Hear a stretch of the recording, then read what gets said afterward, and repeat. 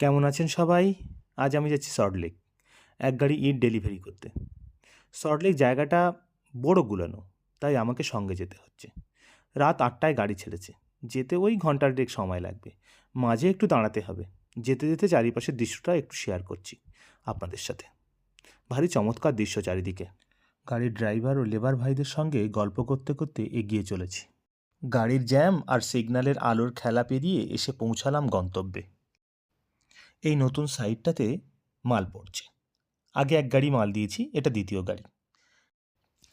রাত তখন 11:45 বাজে। গাড়ি অর্ধেক খালি হয়ে গেছে। বাড়ি ফিরতে রাত 1টা বেজে যাবে। এই আমাদের মাল খালি হয়ে গেছে।